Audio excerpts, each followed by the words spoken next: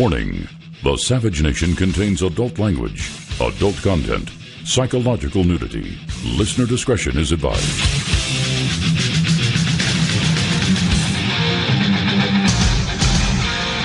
And now, America's most exciting radio talk show, The Savage Nation, home of borders, language, culture. And here he is, winner of the National Radio Hall of Fame Award, Michael Savage. Being an American involves the embrace of high ideals and civic responsibility.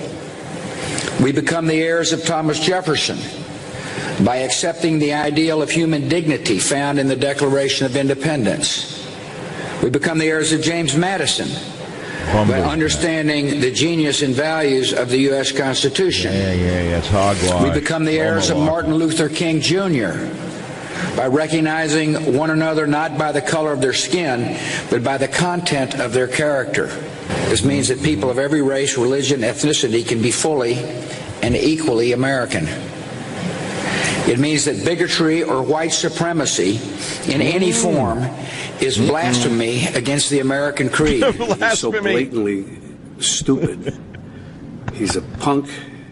He's a dog. He's a pig. He's a con, a artist, a mutt who doesn't know what he's talking about, doesn't do his homework, doesn't care, thinks he's gaming society, doesn't pay his taxes. He's an idiot. Colin Powell said it best. He's a national disaster. He's an embarrassment to this country. It makes me so angry that this country has gotten to this point, that this fool, this bozo, has wound up where he has. He talks how he wants to punch people in the face.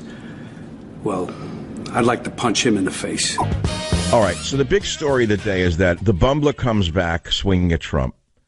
Bush opens up the bumbling mouth and doesn't attack for 8 years, says nothing about Obama, while Obama's dismantling America, flooding America with questionable immigrants, dismantling every aspect of America that is valuable, and the bumbler keeps his mouth shut. Now he comes out attacking Trump, calling him a bigot and this and that. And you say to yourself, are you shocked by this question? Which is, are you shocked by this? Are you surprised that Bush comes out of nowhere to attack Trump? I am not. And let me tell you why I am not. When Bush was president, he had a meeting, a shindig, a party in the White House for talk show hosts, conservative so-called. Limbaugh was invited. Hannity was invited. Others were invited. I was excluded. So I'm not surprised by the fact that he's a member of the deep state, as are some others in the media who pretend to be rock-ribbed conservatives. We're all conservatives. We're the good ones. Well, we're the good ones. They're the bad ones. Why those liberals are the evil ones? It's we conservatives who are patriotic. Laughing all the way to the bank. It's very hard for me to hold back on certain things that I know that I can't say, but I'm telling you as I sit here, the day is going to come in 2017 that you hear things that's going to make your hair stand up. When you find out what fraud there is on the right side of the aisle, your hair will stand up. But let's focus today on G.W. Bush attacking Trump. And there's some other things that are on my mind that may not be related at all. Actually, they're not even related. If I tell you the questions I'm interested in, you'll say they're not related, which they aren't. So here's one. Here's a guy, the guy who shot how many people? 6 people in Maryland. Oh, you didn't see that one? I'm sorry. He didn't look like Timothy McVeigh. Right. Didn't make it to the newspapers. After a 10-hour manhunt across state lines, authorities apprehended a man who shot 6 people in Maryland Wednesday, killing 3. Radhi Labib Prince was arrested Wednesday evening near a high school in Newark, Delaware. Now, if you read the story, you'll find out that Mr. Prince is not such a prince of a man. He had been arrested 42 times in Delaware. He was fired from a job earlier this year after punching a coworker. A former employer tried to get a restraining order against Mr. Prince after he cursed and yelled at his boss, and everyone felt threatened. So Prince now goes on a shooting spree, even though he had been arrested 42 times in Delaware, which leads me to a big question today, which is, should liberal judges who release felons who commit crimes, should the judges be held liable? Of course they should be. If a doctor, a surgeon, performs surgery, why do I have to say surgeon today? If a doctor does anything today, he's sued. People sue them for nothing. You went in for a headache and you didn't fix the headache, therefore you're a bad doctor. But let's make it more graphic. You go in for surgery and they cut the wrong artery or a vein, and you have a problem, you sue the doctor. Malpractice, right? Sometimes the surgeon loses his license. Why shouldn't a judge be sued? Why should they be above the law? Who wrote that law? Why, they wrote it. What is a judge but a lawyer who's politically oriented, who uses his cunning and his con to become a judge? How do you think they become judges? Because they're such brilliant jurists? So why should a judge be above the law? That's all I'm asking you. Of course liberal judges and released criminals should be held liable. I'm asking you a rhetorical question. That's all. Here's another one that I want to get into. But play some music, well, because I'm already losing the breath early on. I need the push-pull or something like it, because I know you're not going to. Headline, AFP, hardline religious Jews protest against Israeli army service. Several thousand ultra-Orthodox Jews blocked a major intersection in central Jerusalem on Thursday to protest against efforts to force the religious Jews to enlist in the Israeli military like their secular compatriots. Now, let me explain something to you. If it wasn't for the military, there would be no Jews in Israel. Let's start with that.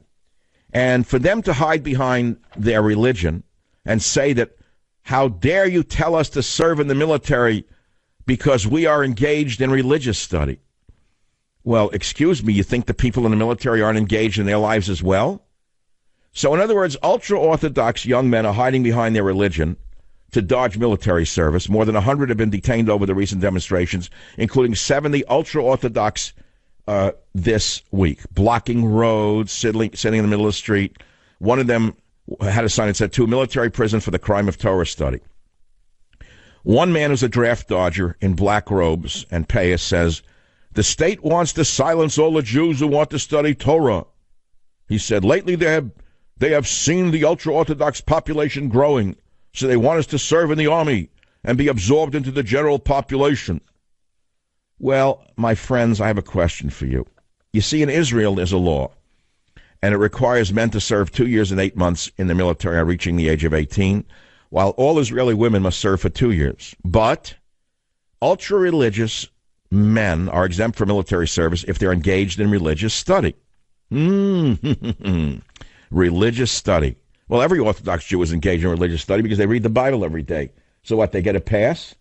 It's like people with disability placards on their cars in San Francisco. What do you think, they're all disabled? Are you joking? How many people have you seen jump out of cars in your town, hopping into the IHOP, who have absolutely no disabilities whatsoever, and they use the blue card that was put aside, that space, for the really crippled? I can ask you a question about Israel, but I'm not going to. I'm jumping to America. And here's my question for America. And you ready for it? Should the draft be restored in America due to all of the tensions in the world? I think it's an important question because I believe it's going to happen anyway.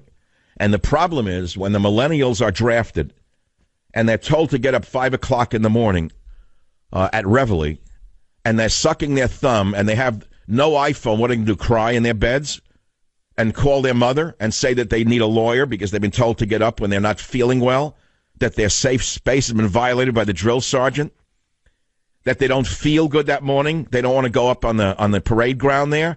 I'm telling you right now, unless we start training people through a draft, a compulsory draft, I don't know how we can ever fight and win a war again. I have no idea. Now, faced off against China, are you joking? Are you kidding me? Other than the very rednecks that the left hates, this country can be overrun in about 3 hours, by the way. Did you hear what I just said? Other than the white people and the black people who are in the military and the Hispanic hard guys who are in the military, this country can be overrun in 3 hours. Those are the very people that the liberals detest. They hate them.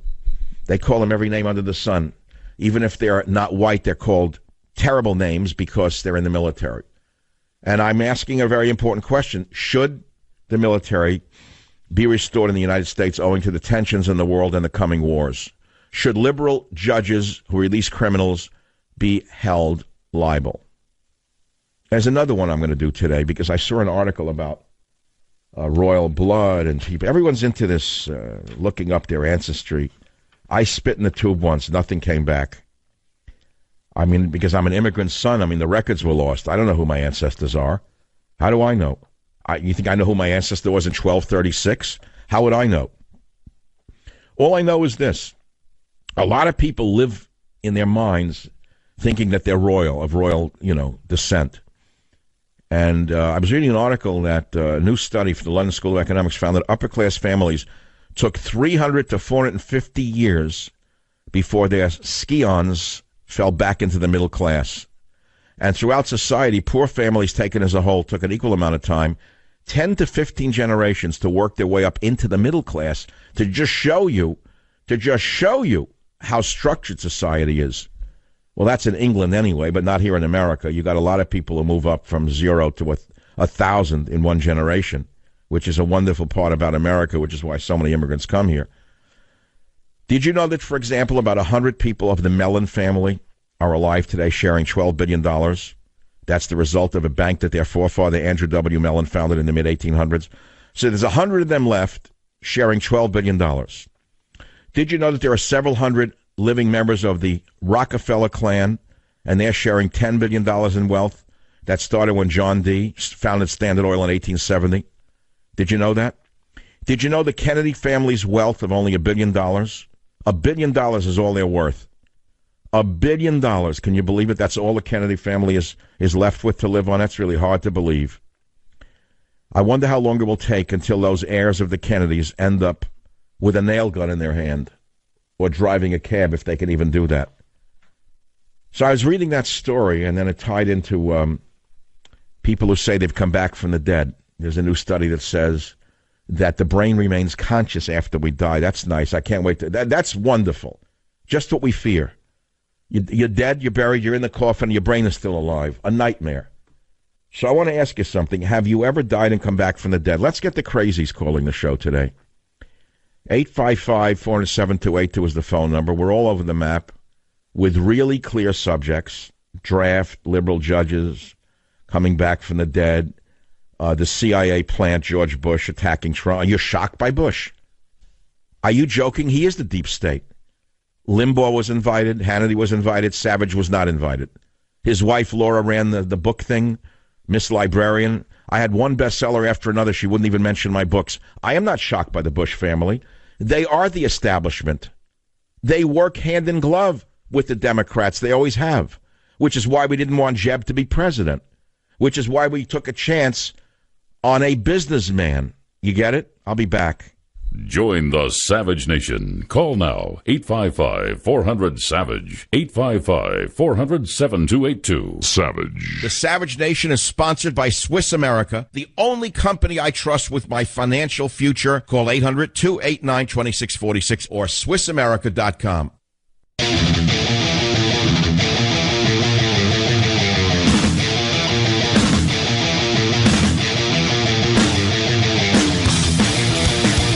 Reinstituted in the United States of America. I mean, we're basing it upon the religious Jews who don't want to serve in the Israeli military, even though the Israeli Supreme Court ruled this year saying they had to serve. Well, now they're rioting in Israel. Oy vey, why do we have to serve? Religious? Come on. It wasn't the Torah that saved your ancestors. It was a Thompson submachine gun and a Sherman tank. And let me tell you something else, all you phonies out there who hide behind your Bibles. You want someone else to die so you could go read a Torah somewhere? The most religious Jews in Israel also served in the military. Remember the time, by the way, that a famous chief rabbi of Israel, the chief rabbi of Israel, was a paratrooper. He wasn't afraid to fly with an Uzi in one hand and a Bible in the other. So stop hiding behind the Torah and saying you're so much better than everybody else. I'm sick of it. And the same thing goes on here. They're too good to do this. They're too good to do that.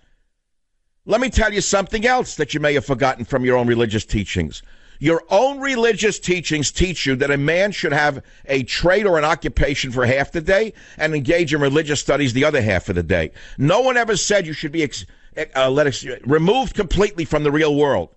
Because if you are, you wind up removed from the real world. You don't know what you're talking about. How many poor Jews went into the ovens holding on to their precious Torahs? How many went into the ovens after their wives were killed in front of their eyes because they had no guns? And if they had a gun, they wouldn't know how to use it. What they say, they're too good to use a gun? I'm sorry, it doesn't hold water. I agree 1,000% with the Israeli Supreme Court, and you should force them into the military. It's that simple. Now it comes to America, the same story. A lot of people don't want to go in the military. Only people who want to go in the military are the people that Ellen DeGeneres, Rachel Madcow, and people like that hate. They put them down every day, one way or the other. The rednecks, in other words. The rednecks are the heart and soul of America. They're the spine of America. So we need now to understand that China's threatening us. There are continuously growing threats in the Middle East, in case you haven't noticed. Maybe you have a wig on your mind and you don't really know what's going on. Maybe you're still listening to Mr. Ha-Ha. Maybe it's all ha-ha, ho-ho. Or maybe you still have your hat on backwards watching the idiots in the football game. Do you know what's really going on in the world? Do you know that the radical Islamic movement is getting stronger, not weaker? Oh, yeah. Oh, yes. They were finally driven out of the areas of Iraq and Syria thanks to the Russian Air Force. I know I'm not supposed to say that, but for 8 years, your friend, your hero, Barack Hussein Obama, made believe he was fighting ISIS. He was not fighting ISIS. Everybody knows that. It was only when Trump came along and only when the Russian military started to bomb, the Russian Air Force, that the tide was turned. And yet the libs want war with Russia because they're a fifth column. The liberal establishment is actually the fifth column. Fifth column, not the fourth estate. Join the Savage Nation. Call now, 855-400-SAVAGE. Savage.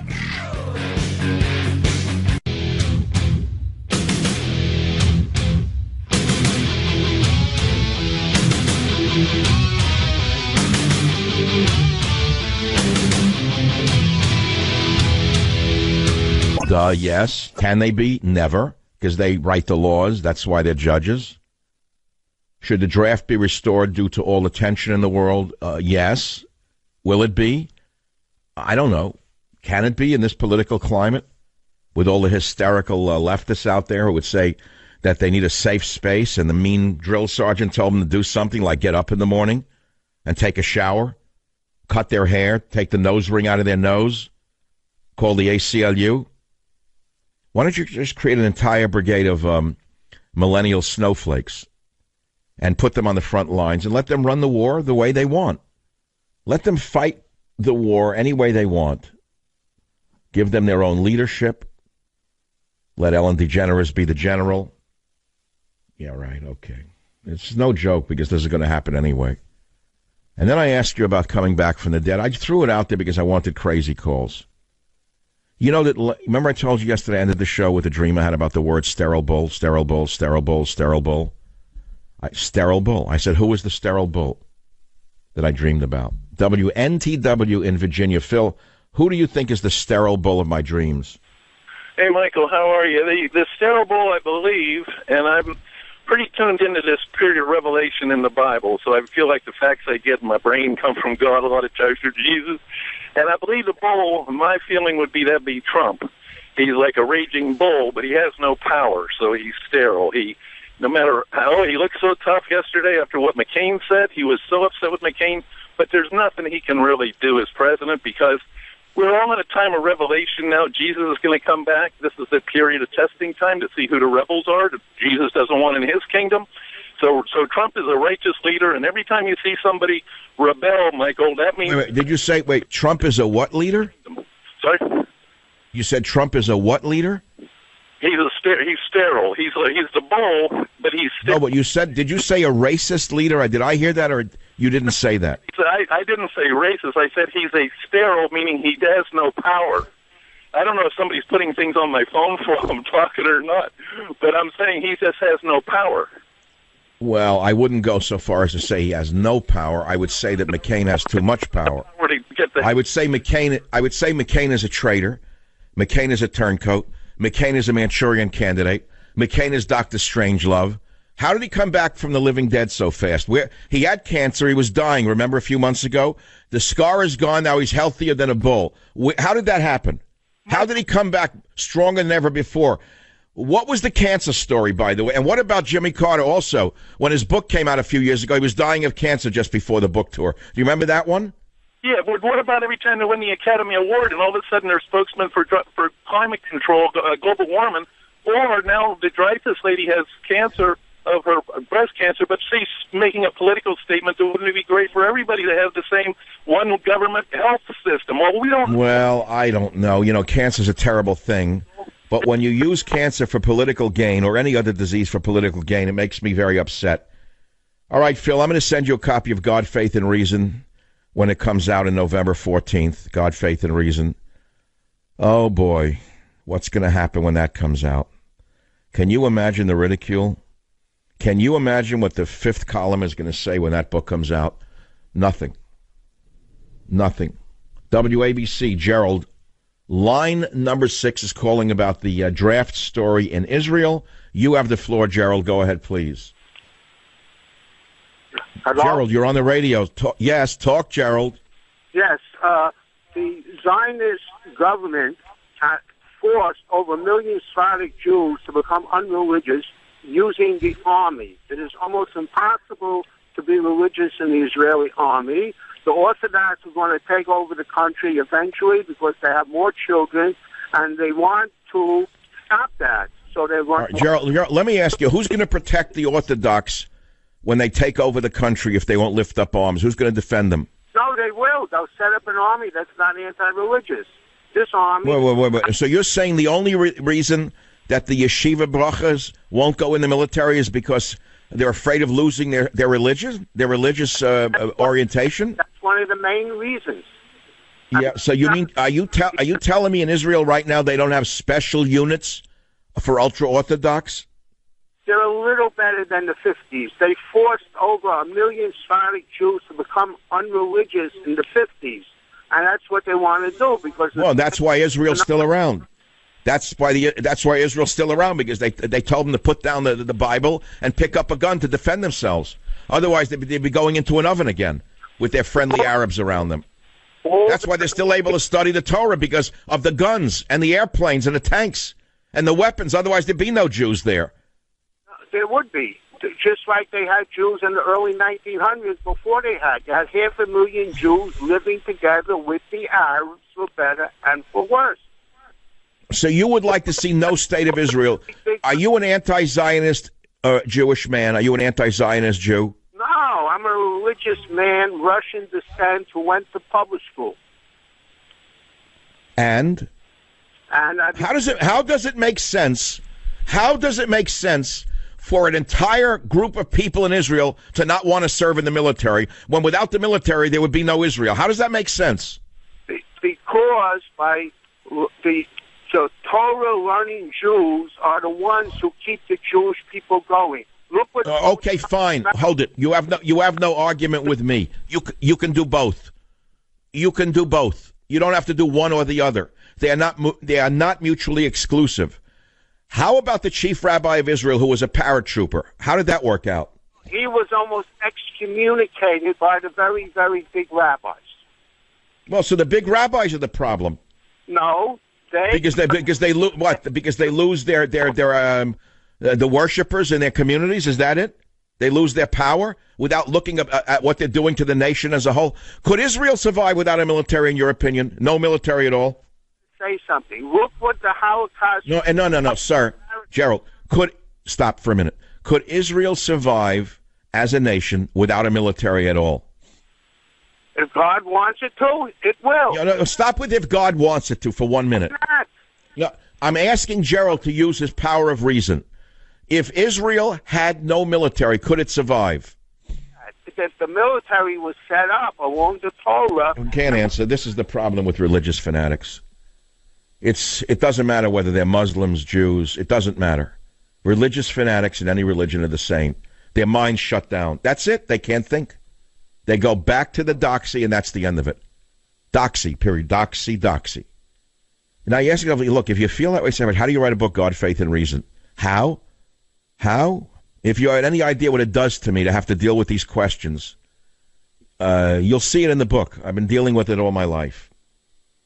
All right, let's talk about other stuff, because I could see I'm not going to get anywhere. Look, the fact is the Israeli Supreme Court ruled on this, and they said, you can't hide behind the religion anymore. You're serving.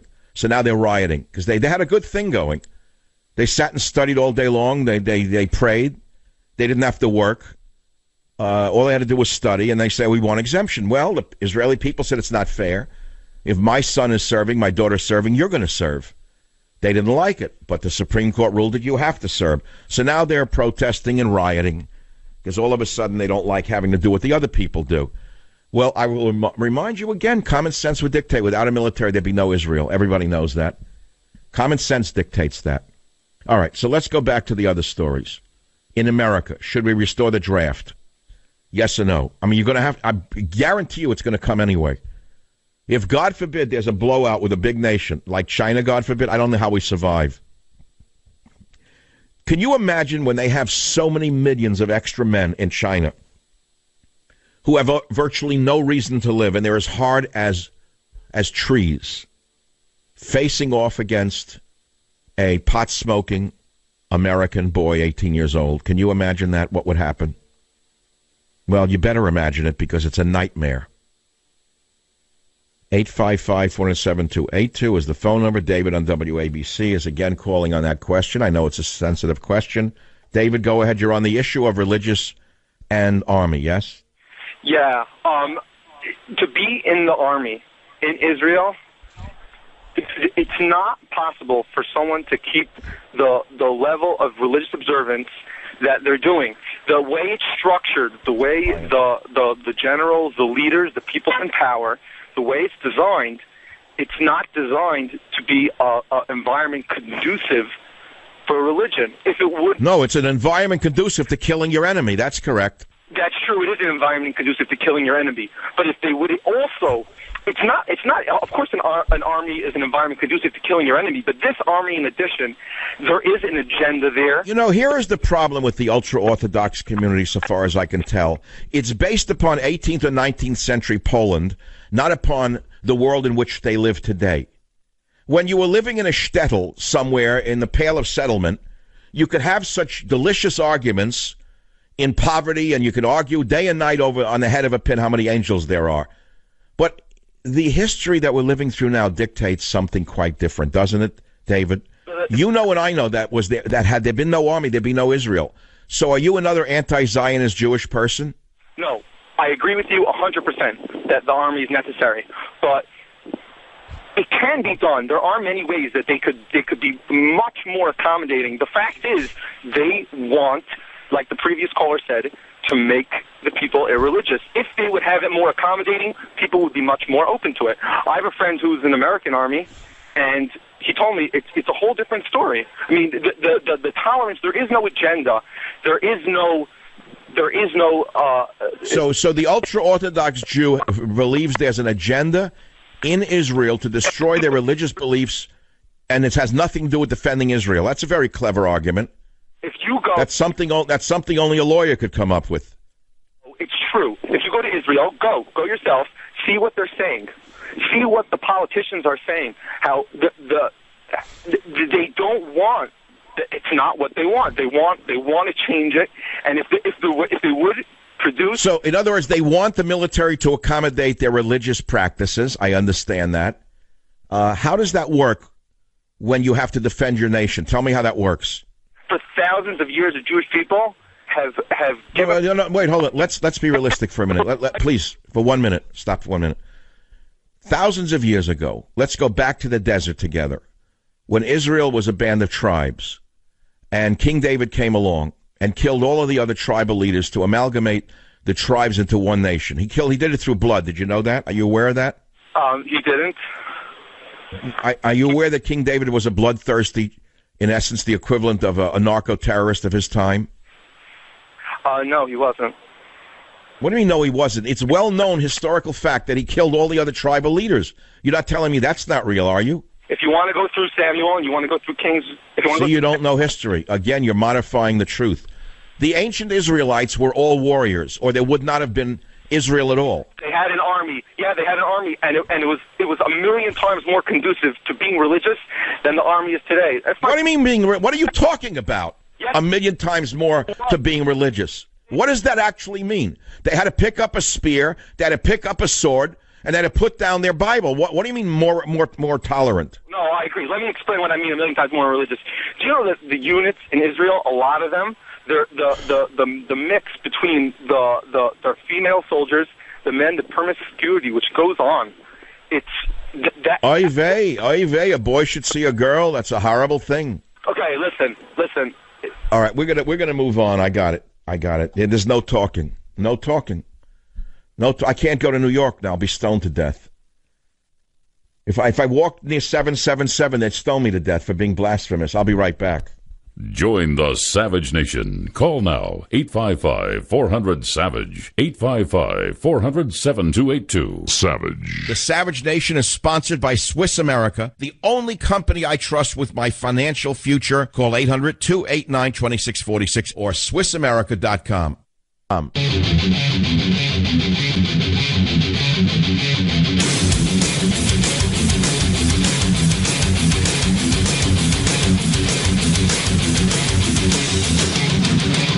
Hey, look, before we get back to the business at hand, I want to tell you some good, solid career advice that I learned long ago, and it's true. You dress for the job you want, not the job you have, whether you're dressing for work or dressing to go out. People do notice the clothing that you wear. It's why I wear Charles Tyrwhitt.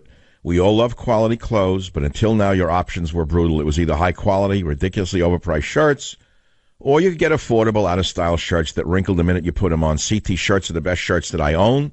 They're British styled using the softest fabrics. They're the most exquisitely tailored, crafted, crease-free shirts I've ever worn. Tie or no tie, tucked or untucked. You'll get the compliments that you want in a CT shirt. And I got you a special deal. One CT shirt normally costs $100. But now you'll get 3 shirts for just $99. That's 60% off. And CT shirts come with free delivery, a 6-month quality guarantee, and free returns. $99 for 3 amazing CT shirts. But you must hurry and go to ctshirts.com/savage. Write it down, ctshirts.com/savage. That's ctshirts.com/savage. I got to take a quick call from an ex-Israeli soldier and see what he has to say. Eyal, line 6. Eyal, what do you think about the ultra-religious saying that they shouldn't serve in the military in Israel? All right, sir. Thank you for having me on. So the thing, I personally served in the military. I grew up in Israel, and I moved to the United States a few years back. First, the most important, I listened to the other guys that you were just interviewing. They're lying to you. There is a special ultra-Orthodox unit in the Israeli military simply for very, very religious people to serve. So, okay, so they already have a special unit where they can do their thing and not be exposed to women. Absolutely, and I'm talking about, I served back in the 80s and 90s, which means it's been there at least since then. So everything else... So in other words, he's making up a story that if they go in, they're going to be exposed to things they don't want to be exposed to, and they're going to lose their ultra-religious practices. You're saying that's not true. Let me add and say, there is tons of religious Jews who proudly serve in the Israeli military. It's those with the payach, those with the black and white. These are the only religious Jews who do not and refuse to serve. Right, so it's the Satmar Hasidim who won't serve, but the Chabadniks do serve, don't they? I'm not sure necessarily about Chabad. Yeah, I think the Chabadniks do serve, and it's the Satmar anti-Zionist Jews who don't want to serve. They want to live off the fat of the land and let someone else take a bullet. Join the Savage Nation. Call now, 855-400-SAVAGE, 855-400-7282. Savage.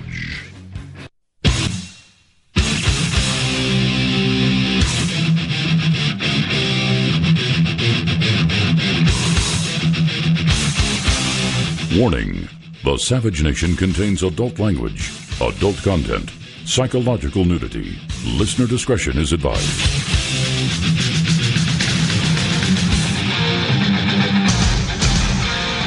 And now, America's most exciting radio talk show, The Savage Nation, home of borders, language, culture. And here he is, winner of the National Radio Hall of Fame Award. Now it's not fun and games now. Now Bush comes out, the globalist, who wanted his son, the next son, to be president. It wasn't enough that the family had, 12 years. They wanted, 12 and 8, a 20-year job.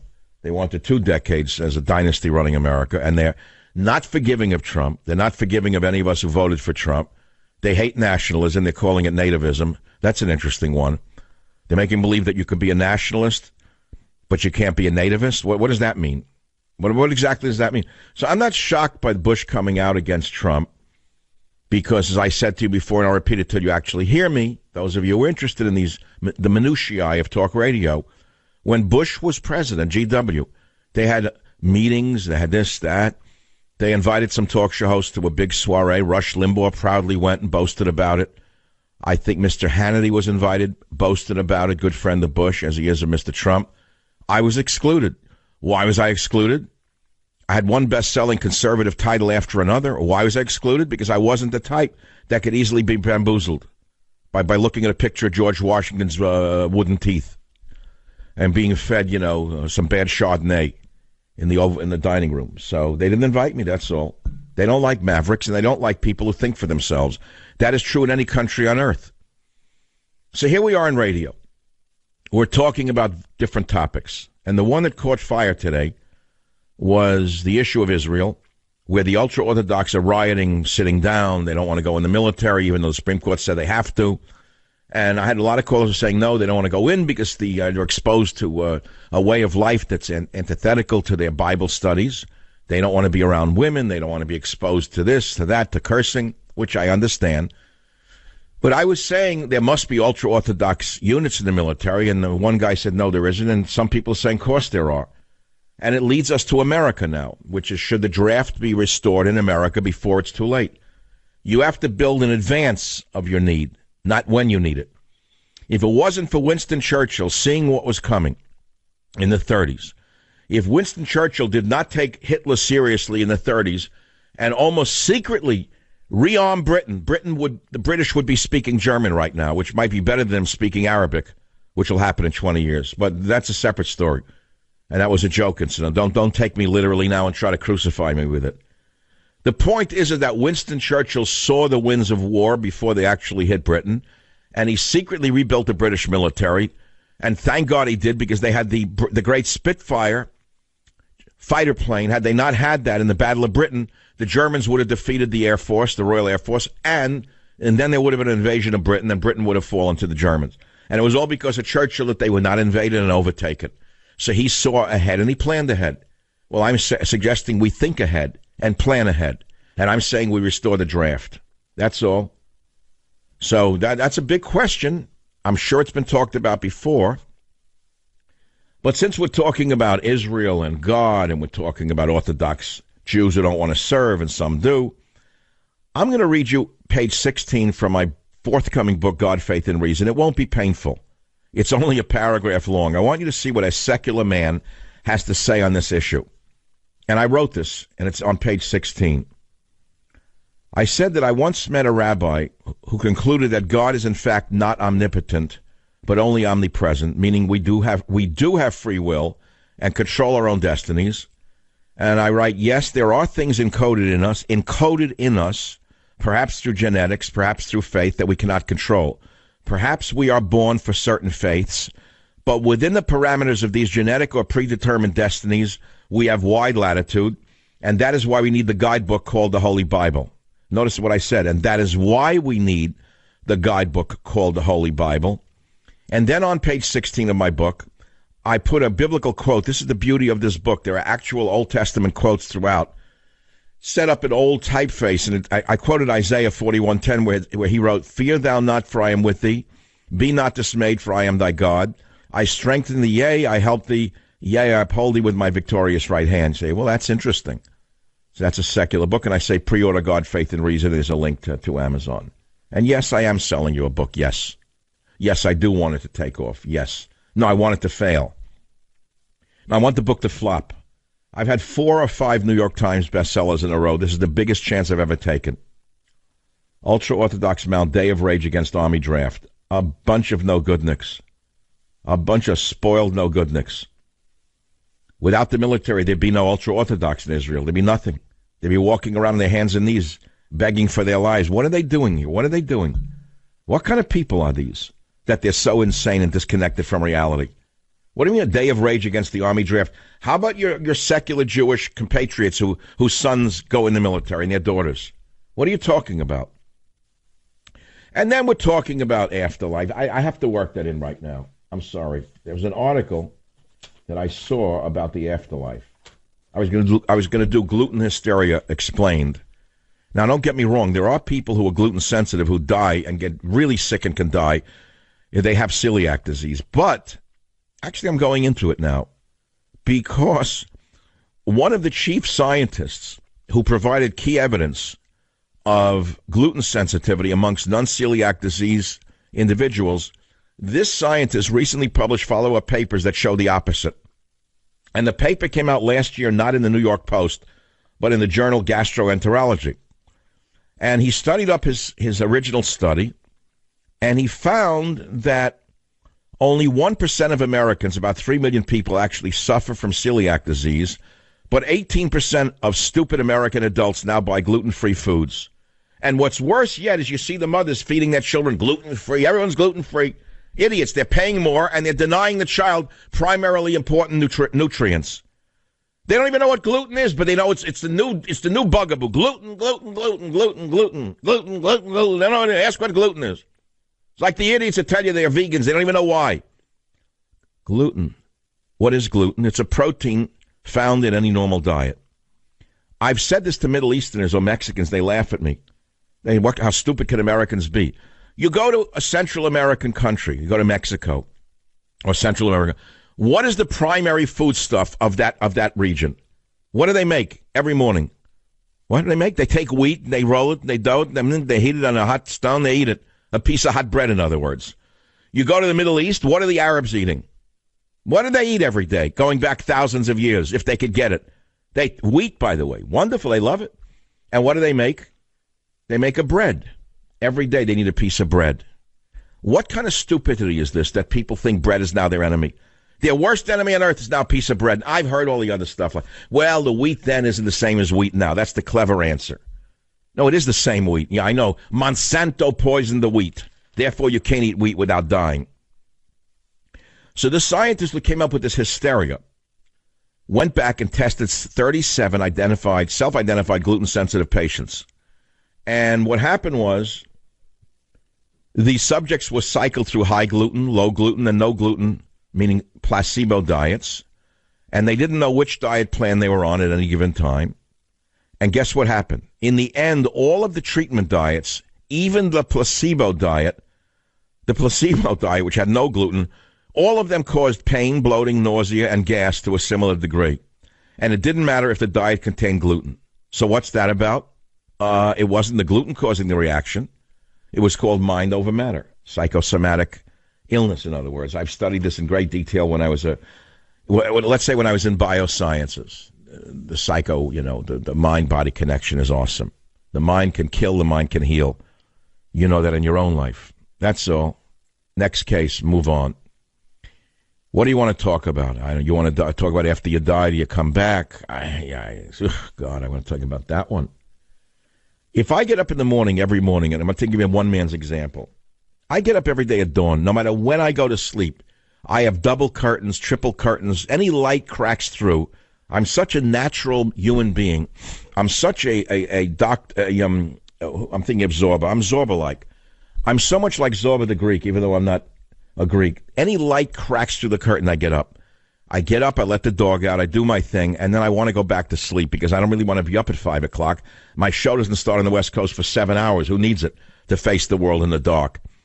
So what I do is I go back to sleep to try and get, a little rest, one more hour. And in that hour, what happens is my mind turns on me. I start seeing the death, the crypt, horrible and tragedy, and I get out of bed and go right to the news. I go right to the computer and look at the news, and all my problems go away. So I don't really want to face these questions right now, but we sort of do, and we push them away, right? Have any of you out there actually died and come back from the dead? It's a quickie. At 34 minutes after the hour, I have my good friend Laura Ingraham back on the show for a short visit to tell us how her book tour is going.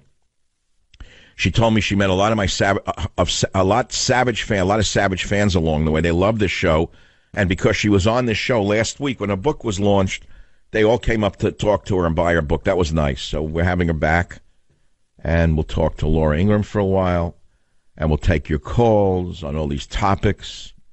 And this whole thing about the Florida Congresswoman, what a story that turned out to be. You know the one with the cowboy hat? Florida Democrat Wilson, turns out, voted down virtually every bill that would have supported veterans and their families, according to votesmart.org. And by the way, this site has founding board members, which include Jimmy Carter and Gerald Ford. It's very measured. So this woman, this big mouth, this woman who criticized our president for being insensitive toward the widow of a U.S. soldier slain in Africa, is now subject, and rightly so, to criticism herself because she opposed bills that could have ensured that families of 4 soldiers slain in Afghanistan, for example, received death and burial benefits. She is an anti-military, anti-American, far-left radical activist who I think is a liar down to the straw in her cowboy hat. Other than that, I have no strong opinions about her. I'll be right back. Join the Savage Nation. Call now, 855-400-SAVAGE, 855-400-7282. Savage. The Savage Nation is sponsored by Swiss America, the only company I trust with my financial future. Call 800-289-2646 or SwissAmerica.com.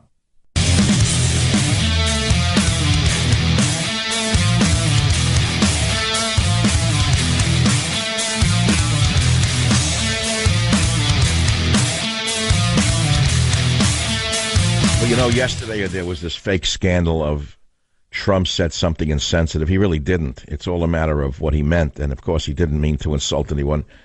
But didn't prevent the esteemed congresswoman from Florida, a far-left, anti-American hater, in my opinion, from trying to categorize Trump as an insensitive, racist man.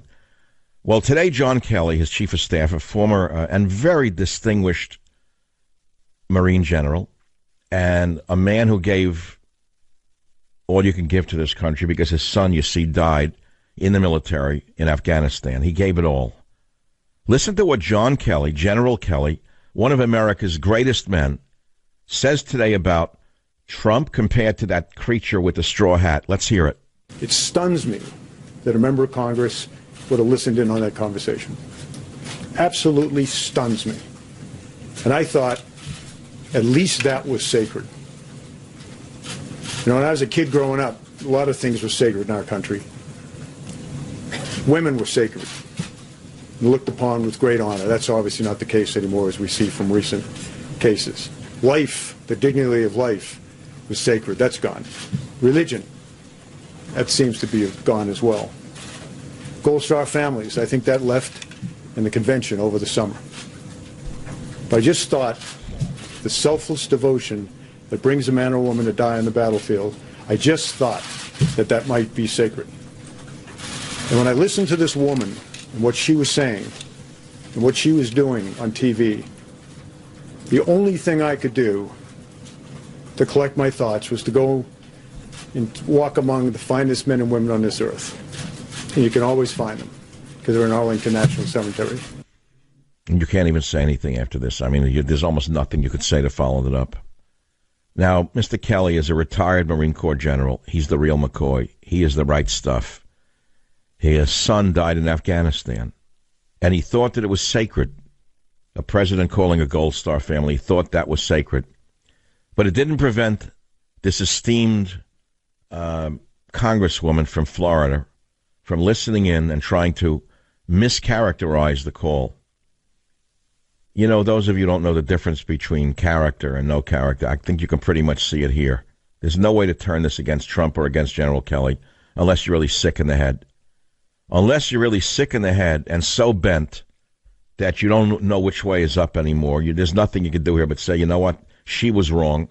Trump did the right thing, and let's get over it. So now we find that Bush comes out and attacks Trump. That we played a little of that, but you haven't heard it all yet. And, you know, I keep saying I'm not shocked because I know who Bush was. He's a globalist. His father was actually a much better president than he was. We all know that as well. His father was a pilot in World War II. his father, the original Bush, was the head of the CIA. He's the old guard. The father Bush, the first Bush, remember the movie The Good Shepherd? Raise your hand. You kind of remember. It was a great movie. Matt Damon was in it.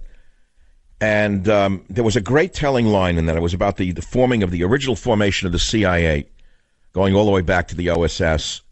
And there's a great, great passage. It was written by some of the brightest screenwriters in Hollywood history. I hope they're still around. So there's a great telling argument or discussion between the Joe Pesci Italian character and the Matt Damon old guard Anglo-Saxon establishment character. And Pesci says to him something along the lines, the Jews have their religion, the black people have their music, or something like that. And he said, but what do you people have, meaning the WASPs? And the Matt Damon character says, the nation. That said it all to me. And there still is an old guard in this country that does run the nation. God knows where they are, who they are, how they are. You can't mischaracterize all of them as the deep state of the swamp. You just can't do it. You'd be wrong to overgeneralize about some of these loyalists who have been in power and their families have been in power since the Mayflower. Don't underestimate them either. But I'm not so sure that Bush Jr. was really from the right stuff, by the way. I think his father was closer to the right stuff. And for them to come out of the woodwork and attack Trump shows me that this Bush is the wrong stuff. Join the Savage Nation. Call now, 855-400-SAVAGE.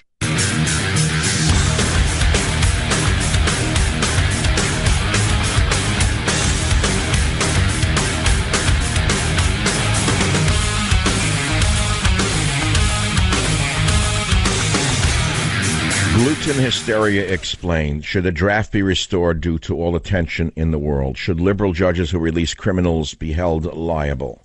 These are some of the questions that we are talking about. But I haven't gotten to I think the most esoterically weird and interesting question, which is I read that when people die, their brain energy stays alive for a number of minutes after we're dead. That's nice to think about as they're putting you in the box and your brain is still screaming, let me out of here. Please, let me out of here. I remember when I was a kid, I saw there was an Alfred Hitchcock Presents series, long time ago, and I used to watch it religiously. I think it was every Wednesday night. It was a short 30-minute show, and each one was crafted like magic.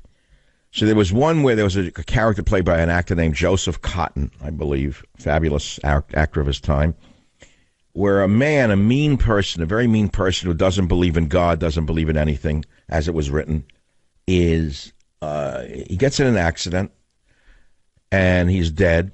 He's in the I think he's in the operating room or so. No, where the mortuary. And he was a man who had no feelings. He was a hard-hearted man with no feelings. That's how it was written. See, they wrote stories in those days. They all had a moral core to them, which is why people remain somewhat moral in America until the vermin of Hollywood came along, the sick drug addicts that we know of today who don't even know which way is north, never mind which way is up. So anyway, as the story was written, it comes to the end. He gets into an auto wreck. They haul him into the hospital mortuary or whatever they call it. They're going to perform an autopsy on him. And just before the doctor takes the scalpel and is about to cut him open, one tear comes running down his eye, and the doctor says, oh, my God, he's still alive. Now, they said it was a moral play, but, I never forgot that particular thing. I often worried about it. Like, what if we're not really? You know what I'm saying? What if all the religious people are right, that our soul does hover over the dead body? This is a good question for the Orthodox people, because I tell you, I buried a brother and two parents. It's not pleasant to think about, but it's the way of all flesh. And before we get back to this topic, which I'll continue with in this half hour, if you want to talk about that, my good friend Laura Ingraham has just arrived from Somewhereville with her book, Billionaire at the Barricades. Laura, thank you for calling. Welcome to the program. Where are you, Laura? Oh, I just got back to Washington, Michael, but I have to say, when I was off doing stuff for the book, which hit the New York Times bestseller list, I just found out. When I was out doing stuff for the book in Arizona and Vegas, especially in Arizona, because Vegas was a private event, I had so many of your fans come up to me in line and say, I heard you on Michael Savage's show. Are you going to have him on your TV show? And I said, I looked at this one woman who was so funny.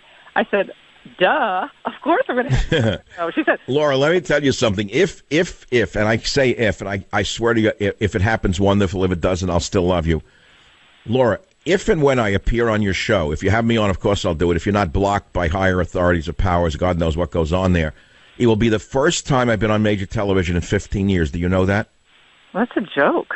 I mean, no, well, you know I'm blackballed, but you'll have an audience. You'll have the biggest numbers in Fox News, current Fox News history that day. I can guarantee it.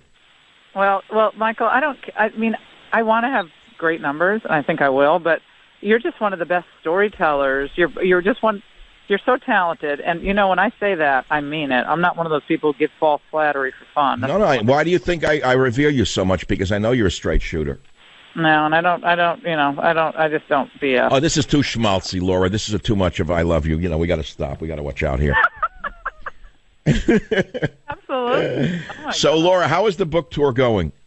It's fun. You know, I think a lot of people are trying to figure out why there's so much turmoil post-Trump election. A lot of people still don't really get, you know, well, how did this happen? And I'm trying to explain it to people. Look, the establishment drove our country into a ditch. Okay, the Democrats with the Clintons and the Obamas, the Bushes with the Bush dynasty, and they all agree with each other on critical issues. They're in much greater agreement with each other, meaning the Bushes and the Clintons, than they're in agreement with us. I mean, they're a cabal of a dynastic sort that believes that, you know, borders, language, culture, the things that you talk about, they're kind of outdated. I mean, they're fine as far as they go, but when they need to... Laura, you heard what GW said about Trump today, didn't you? It was shocking, wasn't it? Yeah, well, it was shocking, and it wasn't. You know,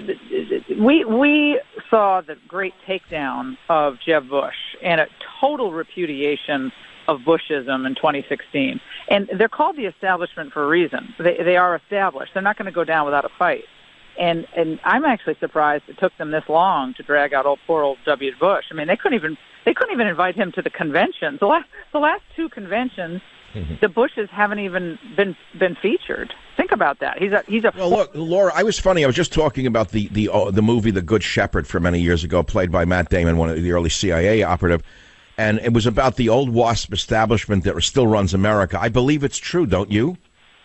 Well, I think that whatever you want to call them. I mean, I think there are people who have no faith. I think there are people who, you know, from all different walks of life. But this is a cabal that got really rich and really powerful off a status quo that deindustrialized the country, and completely deep six the notion of an independent America. They did really well. I mean, they got powerful. They got powerful positions in corporate America and in politics, and they're all friends. They all get along, and they think we're a bunch of vulgarians. And so Trump is... But Laura, come on. You're a member in good standing of that particular group of people. Why have they... I'm not. How do you... No, I'm not... No. Don't get me wrong. I'm not trying to put you in a place that you don't want to be. But you come from a background like that, don't you? No, I come from a working class background in Glastonbury, Connecticut, where my dad was owned a car wash. My mom was a waitress, so she was 74 years old. I don't know. I always thought you were like a high-class person who came from the blue blood line, like from the Mayflower. Oh, yeah. Well, I think my father's family somewhere along the line had a tannery in Boston. I think they lost. No, I always said, Laura Ingraham must have come over on the Mayflower, her ancestors. Yeah, I'm glad to hear he only owned the car wash. I feel less intimidated. Yeah, no. This establishment cabal was upended by the populist surge in 2016, and they finally had someone who would stand on stage and call out Hillary Clinton and Bill Clinton for what they were in that second debate, what Trump did. And they also had someone who would call out the Bushes. I mean, George Bush left office, Michael, with a 29% approval rating. 29%. So wait, but your book is called Billionaires at the Barricades. How does that fit into this discussion? billionaire, singular, at the barricades, meaning Trump. Trump's at the barricades. He has the media against him. He has the GOP establishment against him. He has the Democrat establishment led by Obama and Clinton against him. He has the globalist regime at the UN and so forth against him. So he has all these barricades in front of him, and he has to build a barricade. He has to build a wall. So I use that as a metaphor because of everything that he's going to have to confront in order to be successful. Yeah, but Laura, you know the inside better than I do. He also has people in his own inner circle who are basically opposed to his original stated policies during the campaign. Am I right? Yeah, he has some people who are not, solid conservative populist economic nationalists for sure. But I think you can see it. I mean, just look on the trade stuff he's doing. I mean, the things that are happening with our trade policy, that of course the lazy media, they don't report them, and I'm actually kind of glad they're not reporting them because they're so transformative. This is going to completely change the current dynamic we have with settling all these companies abroad, and this is happening right as I speak with the U.S. Trade Rep Bob Lighthizer, with Wilbur Ross, Stephen Vaughn. Some of these names people don't know. They are the architects, the modern-day architects of a new economic nationalism that will ensure that we do have trade, but our trade will be geared toward the American worker and the betterment of the American family. That's the way it always was supposed to be. But when the Bushes came along, it was, they turned it all upside down. No wonder they're attacking Trump in the most kind of icy, a vicious way. It's very vicious. So billionaire at the barricades. You're starting your new TV show on when? October 30th? October 30th, Monday. Yep. Well, but you've been on Fox for years. You're not frightened of it, are you? You got any jitters? But it's a different. I'm always a little nervous starting something new. But I have hosted shows for them before. But just subbing in for other people. But it's a new schedule for me. It's a late show. It's Well, what time will you be on in the evening on the East Coast on Fox? 10 until 11. 10 p.m. till 11. So on the West Coast it's 7 o'clock. I'll still be up to watch the show. No, it's an awesome, and I can't wait to have you on. And we're gonna have a really interesting conversation about the America you grew up in. Wow. How long has it been, Laura, since you've seen me in person? I haven't seen you for a couple of years. My son is talking to me when I'm on the phone. I love this. Didn't I see you with your kids at my swimming pool in Florida years ago? Yes, that was fun. That was incredible. That was a long time ago. So you saw me pre-ponytail, right? Laura, you saw me pre-ponytail, right? I saw you with Trump at Mar-a-Lago not too long ago. Oh, right, but I had a ponytail then. That's right. We were at the same table. Right. Well, I cut the ponytail off. You know that. I have no ponytail anymore. I blend right in with the average Joe. I look like the average Joe now. No, I didn't like the ponytail. I'm not a ponytail. No, I'm telling you to put you at ease. No, you don't have to worry. A hippie-looking man is not appearing on your show. Oh, no. Now that I cut the ponytail off, I again hate older men with ponytails. I think they're ugly. Oh my God! It's the thing about it is you're going to be one step away from getting an ear spear and a bull ring on your nose. That's what you just. No, you can't. No, I do. I am. Let's say a little bit sometimes here and there. I get it. No. You are your own best storyteller, and I'm telling you, you have so many fans in the desert Southwest. So many people came up to me, like one after the other. I heard you on Savage. You guys were great together. Love the sound. You guys were laughing, having a good time, and it reminded me of why first of all I love listening to you, but I also I value you so much on the airwaves. You're a total original. And I know I sound like I'm sucking up to you, but I don't have any reason to suck up to people anymore. I don't suck up to you. I never really did. But you're an original, and you know how to do what so few, sadly, conservatives know how to do well, is to speak in stories. The Bible is filled with parables. We need more storytellers. Otherwise, we're going to lose our story. We're not going to have our own story to write anymore. Well, the truth is that the Bible is a book of stories, and it was written by prophets who were storytellers of their time. Laura, the book is called Billionaire at the Barricades. What number did it come out on the bestseller list? What number? came out at 8, which ticks me off because we sold 13,000 units moved, and that's really big for the first week out. And I think the New York Times has its own very interesting formula, which yeah. Well, I hope that your appearances around the country and on this show will move it up on the list for weeks to come, and I look forward to being on your television show on Fox television whenever that happens, Laura. And take care of yourself on the road. Will you do that for me? I can't wait, Michael, and you're just going to be so much fun to have on the show. I can't wait. Okay, thank you. Laura Ingraham, billionaire at the Barricades. I'll be right back. This is Michael Savage. Join the Savage Nation. Call now, 855-400-SAVAGE, 855-400-7282. Savage. The Savage Nation is sponsored by Swiss America, the only company I trust with my financial future. Call 800-289-2646 or SwissAmerica.com.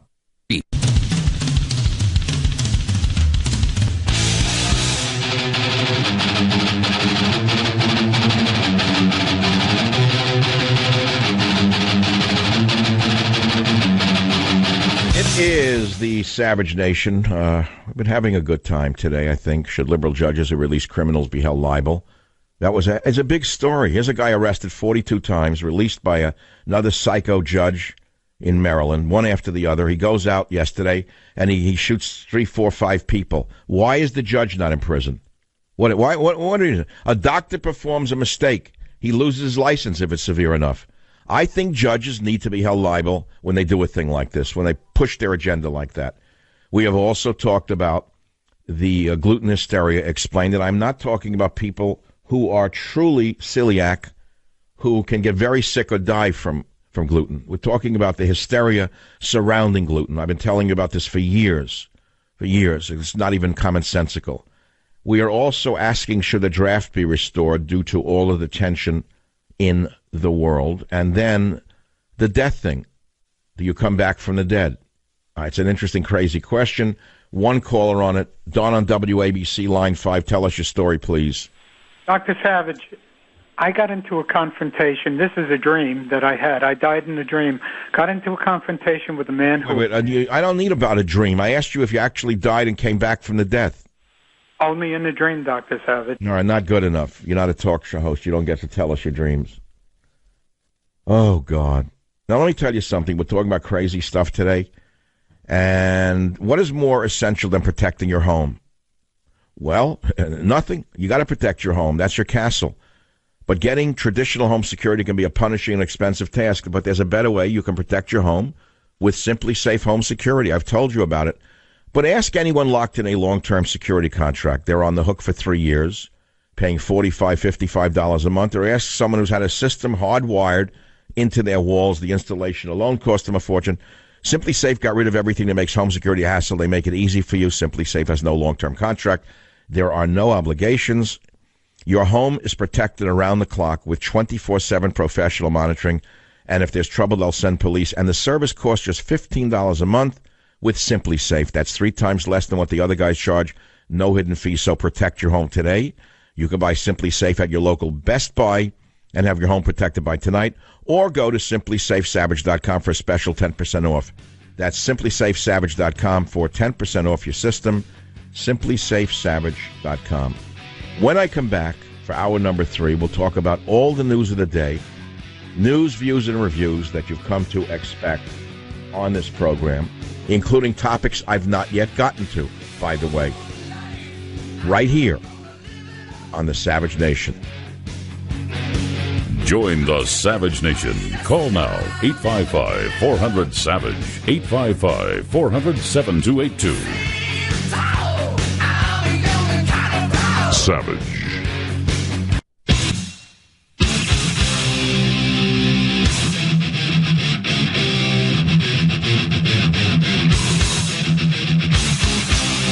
Warning. The Savage Nation contains adult language, adult content, psychological nudity. Listener discretion is advised.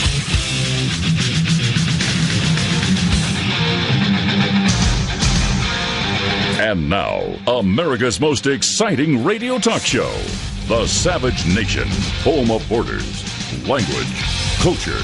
And here he is, winner of the National Radio Hall of Fame Award, Michael Savage.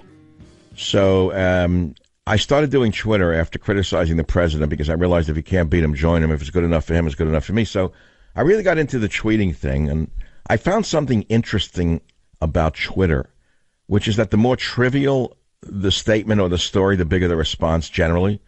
So like I put up Teddy loves gluten. I showed him eating a piece of bread last night in a restaurant. I got more reaction to that than I did to the story about Las Vegas. But I want to thank all of you who've gone on to my Twitter feed to help the Highway Patrol families devastated by the fires and to help that other family of children who lost their house. It's been so important that you did that. And believe me, the Highway Patrol knows that you're helping them. I was at a mall last night after the show yesterday afternoon, and they were, gathering things, clothing and groceries for those victims of the fire, real victims as opposed to fake victims in America. And there were CHP officers there. We had a wonderful meeting, took a picture with them, which I'll post one of these days. But those of you into cars, I know I'm jumping around now. I have two old Jaguars that I drive. I keep them in the garage, really, but they're like a hobby of mine. They occupy my mind during downtime. So one of them is a 1970 XK. There was nothing really wrong with it, and like an idiot, I realized to not leave well enough alone. My father, I heard him come back from the grave and say, "What are you doing? If it's not broken, don't fix it."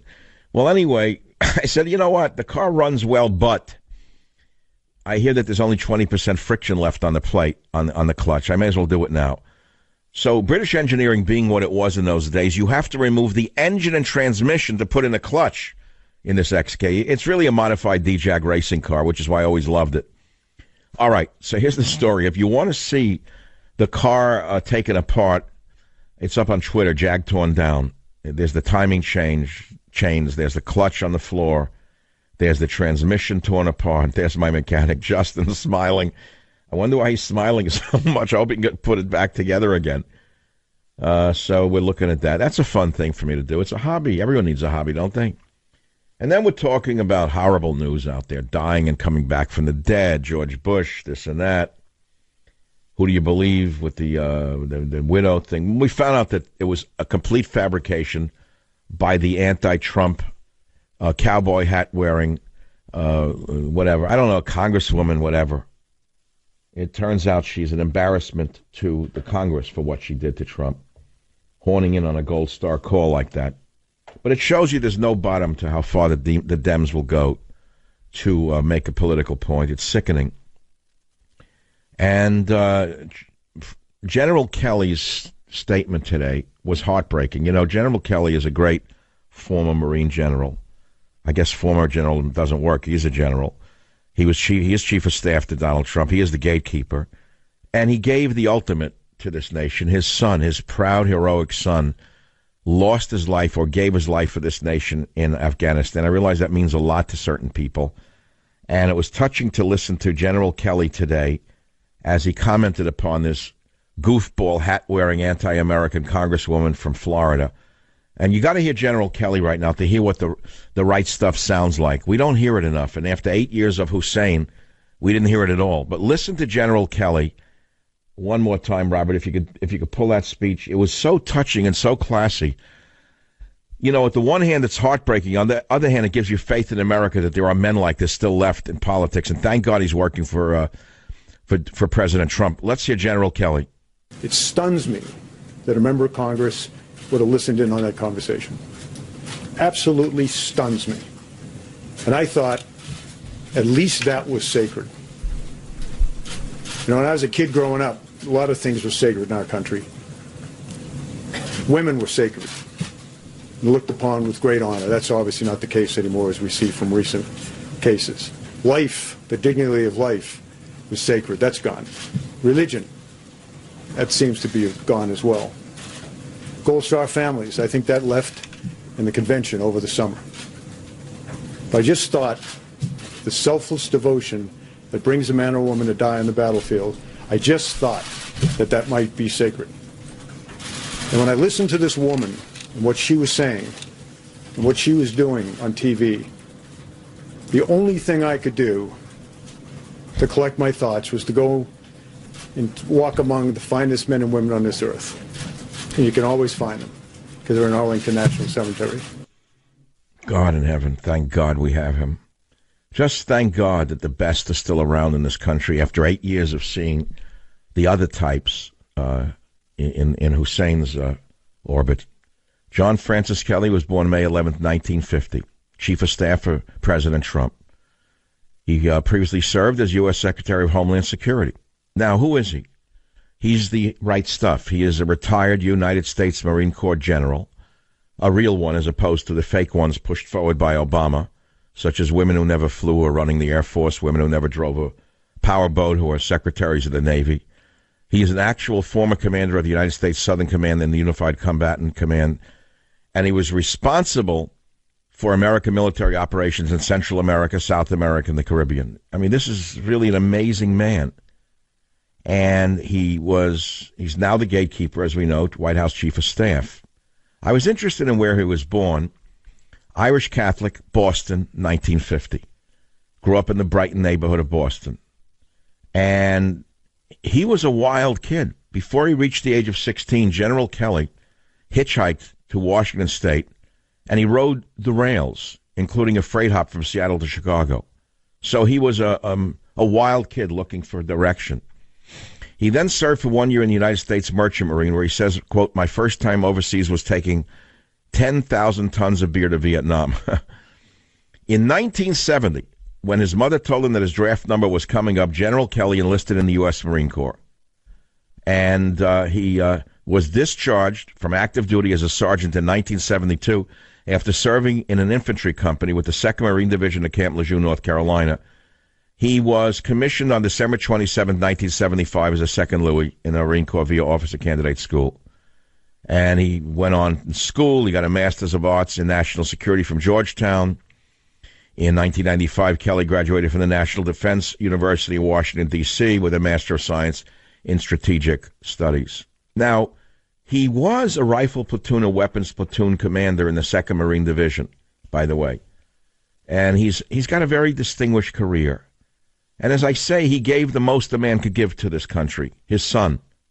His son followed in his father's footsteps and died in Afghanistan. So he knows what he's talking about. He could have been bitter in his speech about that crazy fool in the straw hat. But he wasn't bitter. He was just classy, something that we have long needed in the United States of America. So thank you, General Kelly, for the gift of your service in the White House and the gift of your wonderful son in defense of liberty. I don't know what else to say. Now, talking about a sad story like that brings us back to the question that I had on the show earlier, which is I was reading that when after you die, your brain stays alive for a certain period of time, which is freaky to me. I don't know how that's even possible, you know. So I ask people to call if they think they died and came back. Let's hear what they have to say. Eric on WABC. Okay, we're batting 1,000. One thing I love about my show is the coordination, the timing. It's wonderful. Let's try another one. KSFO, Philip, tell us your story. Go ahead, please. Yes, doctor. Retired school teacher, shot in the head in the schoolyard, 1979, taken to the trauma center. Saw my body laying on a gurney. I had to be above my body. My consciousness was above my body. Then I saw a black tunnel and a little speck of light at the end of a black tunnel. I got drawn into the light. When I came into the light, I was at one with the universe, the stars. Every molecule of my body seemed to be at one with the universe. I didn't have to ask the question why about anything. It was just complete understanding because I was part of everything. And then I saw a green hedge. And standing behind the green hedge was my beautiful favorite grandfather, Joe. And I went over to Joe, and my grandfather, Joe. And I says, I love it here. I want to stay. I don't want to go back. And he says, you can't stay. I says, who says I can't stay? He says, that guy over there. And I looked over there, and it was somebody that looked like Jesus Christ. And as soon as that happened, I smelled something sweet. Now, mind you, you're in heaven and there's no senses at all. And when I smell something sweet, I get drawn back down through the tunnel and into my body. And when I open my eyes, I see a white square on the collar of a Roman Catholic priest. And guess what he's doing? He's putting sweet rose oil under my nose. And I said, you SOB, why'd you bring me back? And he laughed and said, that's what they all say. Isn't that amazing? Philip, that's an astounding story, and I believe every word you told me. Pittston Area School District, Martinelle Matei Middle School. But who shot you? What was that? Who were you shot in the head by who? Well, there was something called the Barnum site where they put these trailers after floods, and guys used to go up there with shotguns and hunt bunny rabbits. But there was a couple guys up there with 225 high velocity straight trajectory rifles, and the bullet came tumbling down out of the sky and went in my head. And oh my God! So obviously you're a true believer in heaven, correct? I don't even know if David caught the ball. But Philip, hold on, Phil, hold on. You actually believe in heaven, correct? Oh yeah, definitely. I definitely believe in life after death. Well, you got me convinced. Absolutely. Well, I'm going to send you God, Faith, and Reason, which is only a book, but it talks about all these things in my own way. Thank God I've never experienced what you experienced, maybe in a minor way. I mean, sometimes I don't know really. I know I was hit by a car once and was bounced off a fender in Jamaica, Long Island, and to this day I don't know what really came from there. Sometimes I think it's all been a dream. Since then, one other time, a little close call, but nothing like you, nothing as dramatic as that. Philip, stay on the line. We'll send you that book. Well, we're running short of time on the Savage Nation. I suppose we're going into the Twilight Zone now, and we will continue to do so and take all of the news reviews that you're used to right here on the program. Be here. Join the Savage Nation. Call now, 855-400-SAVAGE, 855-400-7282. Savage. The Savage Nation is sponsored by Swiss America, the only company I trust with my financial future. Call 800-289-2646 or SwissAmerica.com.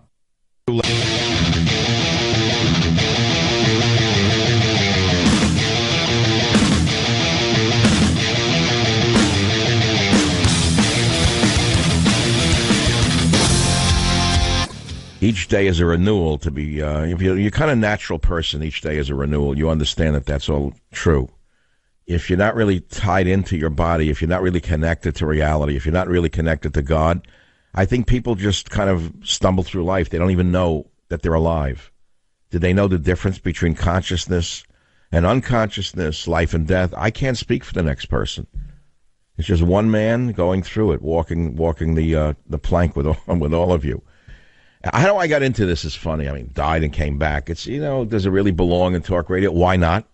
Does it have to be Democrat and Republican with Newt Gingrich as a special guest? I'd rather not do that if you don't mind. By the way, speaking of Newt Gingrich, his lovely wife Callista, the trombone player, was officially appointed to the Vatican as a U.S. ambassador. I don't understand that at all. What does she do, play the trombone for the Pope? I have no idea. What does a U.S. ambassador to the Vatican do? Can you imagine having to meet those guys in those vestments all day long in that creepy place? I don't know. I don't know why anyone would want that job. Maybe she's very devout and she feels by meeting the Pope she'll get closer to God. I don't really know. I don't know how people can fall for this malarkey. What do you mean he's the son of God? The Pope is the son of God? He was a bouncer in South America when he was young. A brutish guy who beat people up in a bar. And then, like the character in The Red and the Black, the great French novel of the 19th century, he realized there were two ways to move up in society in his time, either by wearing the red of the army or the black of the priesthood. So he chose the black. And look how far he's gotten. But it doesn't mean he's particularly different than you and I, does it? This is what I don't understand, why people get into this worship of man or religion. When it comes right down to it, here I am writing a book that's coming out, God, Faith, and Reason. You want me to fake this book? I'm not faking it. I don't really believe in organized religion, to be honest with you. I don't think I ever have. Every time I've gone into one of these places, sometimes you feel it, sometimes you don't, but I don't believe in organized religion. I personally just believe in God because I have the faith to believe in God. I was raised to believe in God, and I live as though God is real and God existed. I'll meet him at the end of the road, if I'm lucky. If not, God knows who I'm going to meet, and boy, I know all my old friends will be there. That's the terrible news about that one. I mean, what if I meet the other guy? And, well, like the Irish say, well, what are you worried about? If you do, all your friends will be there waiting for you, so what's the difference? It's a funny thing. Remember I told you about that Irish linen I once had? I wish I could find that. That is in a suitcase somewhere. What's there to worry about? It was like, don't worry, with an Irishman on it. Does anyone know what I'm talking about? By the way, I have a question for you. Will you tweet me if you know where I can go in the East Coast in the next week to see the changing leaves? Is it too early or too late? Where should I go to see the changing leaves? I don't want to miss one more autumn changing of the leaves while I'm still on the earth. That's one of God's greatest gifts to mankind, is the autumn leaves of the East Coast. We have them here in California at about 4,000 feet, but it's not quite the same as the showy leaves of, Vermont, for example. But since Bernie Sanders is from that state, I don't want to go to Vermont to even see the leaves or buy the maple syrup. Is there anyone listening to the show who can tweet me or such? You can reach me on Facebook or Twitter and tell me where to go to see the changing of the leaves. I want to stay like in an inn, like a Revolutionary era inn that's been renovated with a good mattress. And it must have cable TV or I'm not going. Because after the leaves are over at night, what am I going to do at night? I have to have shows. Join the Savage Nation. Call now, 855-400-SAVAGE, 855-400-7282. Savage.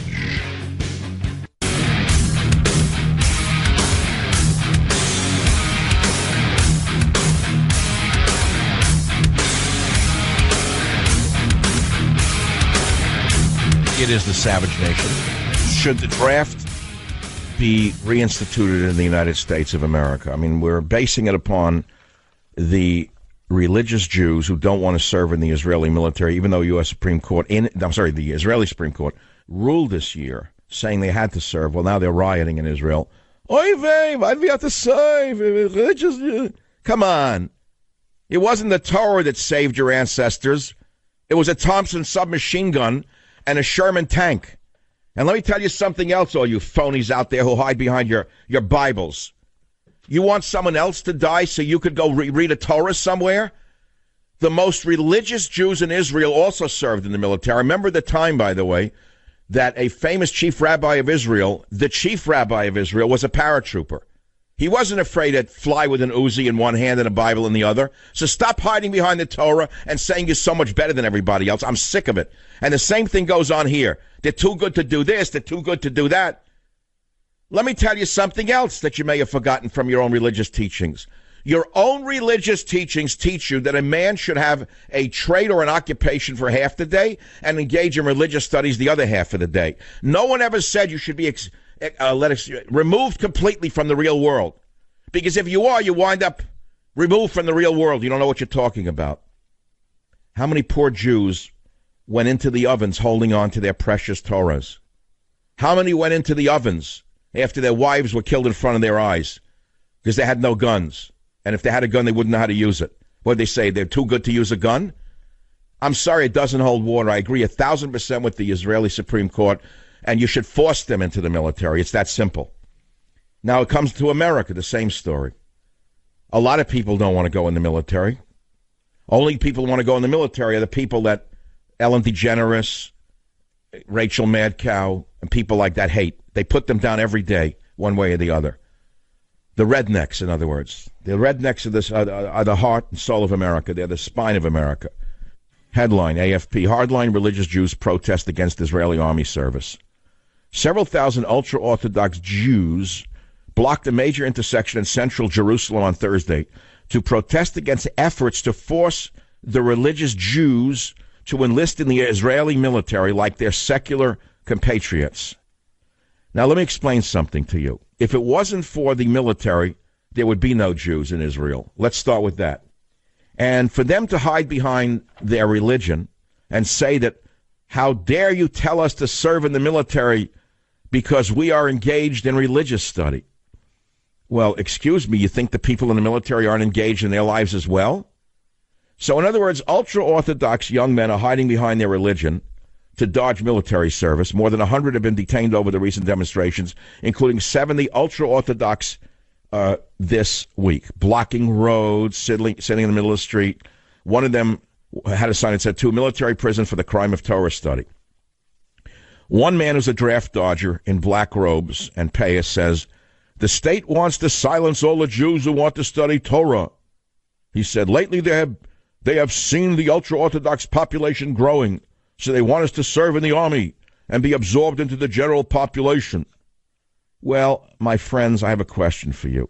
You see, in Israel, there's a law, and it requires men to serve 2 years and 8 months in the military on reaching the age of 18, while all Israeli women must serve for 2 years. But ultra-religious men are exempt from military service if they're engaged in religious study.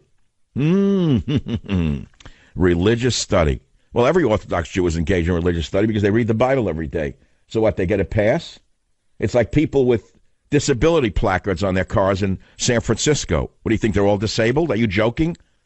How many people have you seen jump out of cars in your town, hopping into the IHOP, who have absolutely no disabilities whatsoever, and they use the blue card that was put aside, that space for the really crippled? I can ask you a question about Israel, but I'm not going to.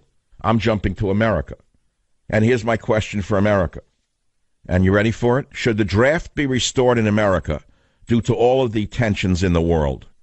I think it's an important question because I believe it's going to happen anyway.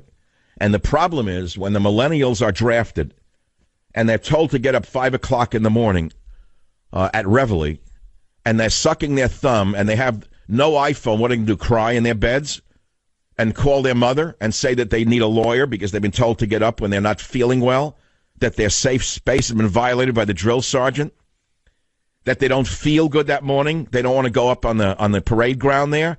I'm telling you right now, unless we start training people through a draft, a compulsory draft, I don't know how we can ever fight and win a war again. I have no idea. Now, faced off against China, are you joking? Are you kidding me? Other than the very rednecks that the left hates, this country can be overrun in about 3 hours, by the way. Did you hear what I just said? Other than the white people and the black people who are in the military and the Hispanic hard guys who are in the military, this country can be overrun in 3 hours. Those are the very people that the liberals detest. They hate them. They call them every name under the sun. Even if they're not white, they're called terrible names because they're in the military. And I'm asking a very important question. Should the military be restored in the United States owing to the tensions in the world and the coming wars? Should liberal judges who release criminals be held liable? So we need now to understand that China is threatening us. There are continuously growing threats in the Middle East, in case you haven't noticed. Maybe you have a wig on your mind and you don't really know what's going on. Maybe you're still listening to Mr. Ha-Ha. Maybe it's all ha-ha, ho-ho. Or maybe you still have your hat on backwards watching the idiots in the football game. Do you know what's really going on in the world? Do you know that the radical Islamic movement is getting stronger, not weaker? Oh, yeah. Oh, yes. They were finally driven out of the areas of Iraq and Syria thanks to the Russian Air Force. I know I'm not supposed to say that, but for 8 years, your friend, your hero, Barack Hussein Obama, made believe he was fighting ISIS. He was not fighting ISIS. Everybody knows that. It was only when Trump came along and only when the Russian military started to bomb the Russian Air Force that the tide was turned. And yet the libs want war with Russia because they're a fifth column. The liberal establishment is actually the fifth column. Fifth column, not the fourth estate. The news is so depressing. The country is in such a grave state of shock. The only thing good is the stock market, and I don't have a dollar invested. I don't know about you. I'm not an investor because I know the system is gamed. I believe the stock market is as rigged as the Academy Awards are, and only the insiders get what they get, and it's done for favors, as we well know. So I have no money in the stock market, to my loss. I know that. People have made fortune upon fortunes in the last year since Trump, almost a year now since Trump became president. The market's booming. Good luck to that one. But you know, my friends, everything that goes up must come down. It's inevitable. It will crash. No one knows when. People keep throwing money at the wheel. of fortune called Wall Street, hoping they're the last ones, not the last ones in. And I certainly don't want to be the last one in, because I'll tell you right now, those who control the game are the ones who are going to control the game. They'll sell short while you've gone long, and you'll wind up with the short end of the stick. And so if you're in the market and making money, I'm happy for you, but all I can say is everything that goes up must come down. So where does that leave us today? Where does it leave us when we don't know which way to turn? A lot of people I know are very upset with the state of affairs. They're terrified there's going to be a nuclear war. They don't understand why fires keep breaking out in California. Things are not looking too good. The FBI and the Las Vegas Police Department keep changing their story. The sheriff who gives his delivery on what happened changes the timeline, and then increasingly looks like he's freaking out and sweating. The whole world looks at this, including people who were escapees of the Vegas massacre, who are reporting different stories than the government is reporting. The people are frightened. They feel everything is out of control, and they really don't know who's running things. And, it comes back again to the president. I'm going to read you something from the cover of Trump's War. The fact of the matter is he promised a lot, and I said, well, if we get 40% of what he promised, then 30%, then 20%, then 10%. Right now we're at about, we're ranging between a 5 and a 6% of what he promised. So I wrote Trump's War soon after Trump was inaugurated. I'm not going to read it to you. Many of you can read it yourself. But I want you to hear what I wrote for the first paragraph on the book jacket of Trump's War. By the way, it became #1 on the New York Times bestseller list, which is very important for you to know, because I was not on any television shows and on no other, quote, conservative talk radio shows, with the exception of Laura Ingraham, who is absolutely the queen of all talk radio. All the others are too busy promoting themselves to ever promote Michael Savage, but I did very well without them. They'll soon find that they need me more than I need them. But the first paragraph of Trump's War begins like this, at least the book jacket. It says this. Listen carefully and tell me which he has delivered on. The wall, 0. Taxes, 0. Tariffs, 0. Deportations, yes, he is deporting. Obamacare, 0. Guns, thank God he hasn't touched them yet. But after the Vegas massacre, the president said, we'll revisit guns, so we don't know where he is on that. Military strength, he gets 100% on that. It's gone way up. Schools, he's left them alone. Give him 100% on that. Abortion, 0. He's done nothing to stop Planned Parenthood. They haven't been put out of business yet. Religion, he hasn't touched that. I think that we give him a plus on that one. And I ask, what will the new president do? In this book, the man who many consider to be the determining factor in driving Trump over the finish line by motivating millions of undecideds and the deplorables who would have otherwise sat out the election, provides a crucial first look at the early direction of the Trump presidency. Now, I want you to pay close attention to what I'm about to read to you if you think I was deluded and fooled. Here is what the book promised. It said, the president faces relentless opposition from special interests in both parties who stand to lose trillions if Trump's America First policies become the law of the land. Not only will Trump have to overcome progressive ideologues, neoconservative ventriloquists, connected corporate interests, and a military-industrial complex bent on permanent war, Trump will also have to fight progressive beliefs even he and his otherwise conservative appointees have unwittingly accepted. That's a complicated sentence. I'll read it again. I predicted this. I said Trump will also have to fight progressive beliefs even he and his otherwise conservative appointees have unwittingly accepted, and I rest my case. The fact of the matter is, I'm not surprised that we've not gotten so much yet. We've gotten some, and I guess we could always do the default mechanism and say, well, it's better that Hillary wasn't elected, and it surely is, because to have to not hear her lambast white males, lambast America, is worth it to me. So on that level alone, I'm still hopeful that he will do the right thing. I don't know that he'll get a lot done. The fact of the matter is, I'm not shocked, and I'll tell you something I wrote in my own journal when I was 18 years old, if you think I'm a neophyte to this business of politics. I've been political a very long time, but I've never gone into politics because I always felt liars were all thieves and liars and, frankly, just actors. And I wrote in my journal when I was 18, when I really became aware of the whole structure, I said to myself, the American president, the president of the United States, whoever it may be, is really just a figurehead. The president is very much like the Queen of England. They ultimately have no power. All they do is have the power of public opinion. That's all they have. I wrote that when I was 18. Has anything really changed?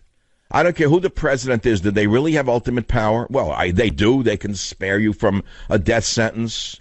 They can condemn you to death. They can command a war. They can start a war. They can end a war. I get that. They're the most powerful people on earth. But at the end of the day, do you really think that they have power over the daily goings-on in our country? I think that they're truly just figureheads. So where does that leave us? Where does it leave a natural man like me when I realize once again that, no, I have not been duped. I just had an awful lot of hope and faith that Donald Trump would make a big difference, and maybe eventually he will. But I personally feel we're going to get a tax increase, not a tax decrease. You can write that down. Oh, we'll have a tax overhaul for sure, but I can guarantee you my taxes are going to go up, not down. So where does it leave me? Where does it leave me? With my cynicism intact. Be right back.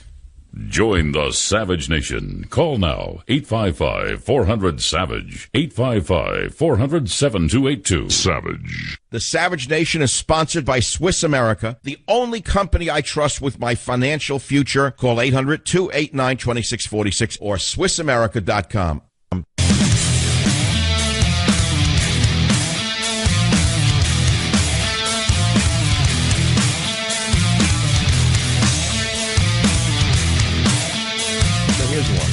Here's a guy, the guy who shot, how many people? 6 people in Maryland. Oh, you didn't see that one? I'm sorry. He didn't look like Timothy McVeigh. Right. Didn't make it to the newspapers. After a 10-hour manhunt across state lines, authorities apprehended a man who shot 6 people in Maryland Wednesday, killing 3. Radi Labib Prince was arrested Wednesday evening near a high school in Newark, Delaware. Now, if you read the story, you'll find out that Mr. Prince is not such a prince of a man. He had been arrested 42 times in Delaware. He was fired from a job earlier this year after punching a coworker. A former employer tried to get a restraining order against Mr. Prince after he cursed and yelled at his boss, and everyone felt threatened. So Prince now goes on a shooting spree, even though he had been arrested 42 times in Delaware, which leads me to a big question today, which is, should liberal judges who release felons who commit crimes, should the judges be held liable? Of course they should be. If a doctor, a surgeon, performs surgery, why do I have to say surgeon today? If a doctor does anything today, he's sued. People sue them for nothing. You went in for a headache and you didn't fix the headache, therefore you're a bad doctor. But let's make it more graphic. You go in for surgery and they cut the wrong artery or a vein, and you have a problem, you sue the doctor. Malpractice, right? Sometimes a surgeon loses his license. Why shouldn't a judge be sued? Why should they be above the law? Who wrote that law? Why, they wrote it. What is a judge but a lawyer who's politically oriented, who uses his cunning and his con to become a judge? How do you think they become judges? Because they're such brilliant jurists? So why should a judge be above the law? That's all I'm asking you. Of course, liberal judges who release criminals should be held liable. I'm asking you a rhetorical question. That's all. Should liberal judges who release criminals be held liable? Yes. Can they be? Never, because they write the laws. That's why they're judges. Should the draft be restored due to all the tension in the world? Yes. Will it be? I don't know. Can it be in this political climate with all the hysterical leftists out there who would say that they need a safe space, and the mean drill sergeant told them to do something like get up in the morning and take a shower, cut their hair, take the nose ring out of their nose, call the ACLU? Why don't you just create an entire brigade of millennial snowflakes and put them on the front lines and let them run the war the way they want? Yeah, right. Okay. It's no joke, because this is going to happen anyway. Savage.